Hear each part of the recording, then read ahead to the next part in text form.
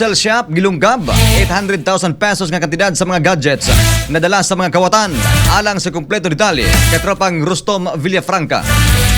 XFM Report. Muabot sa 800,000 pesos nga kinatibuk ang kantidad sa mga gadgets ang nalimas sa mga kawatan sa DM Gadgets and Appliances nga nahimutang sa Pro 4 Bernal Street, Barangay Batangan, Valencia City, Bukidnon. Sumala sa sales lady nga si alias Ana, 21 anyos, nga mga alas 8 sa buntag sa nakalabayng Biyernes, Enero 23, 2026, dihang iyang giablihan ang tindahan. Iyang nadiskubrihan nga nagkaguliyang na ang mga butang sa shop. Sa iyang pag-inspeksyon, iyang namatikdan nga nawala na ang ubay-ubay nga mga cellular phones. Dugang ni alias Ana nga nasuta ni ini nga ang likod nga bahin sa sementadong bungbong sa establishmento ang nabuak og gituuhang nimugna og buslot ang mga kawatan aron makasulod. Sa dugang pagsusi sa palibot, nadiskubrihan nga ang nabuak nga bahin sa perimeter wall sa kasikbit nga Bernal Rice Milling ano na usab laing lungag. Kini nga kadaot gituuhan nga gigamit sa suspect isip pa si unang access point sa wala pa makasulod sa DM Gadgets and Appliances. Sa karon nagpahigayaw na og hot pursuit operation ang kapulisan tumong sa dali nga pag-ila og pagkadakop sa maong mga kawatan. Mga katropa, kape ba nga healthy imong gipangita? Mag Santon Plus Coffee Mix ka na. Alang sa nagkahiusang Pilipino para sa Pilipinas, katropang Rustom Villafranca, XFM News.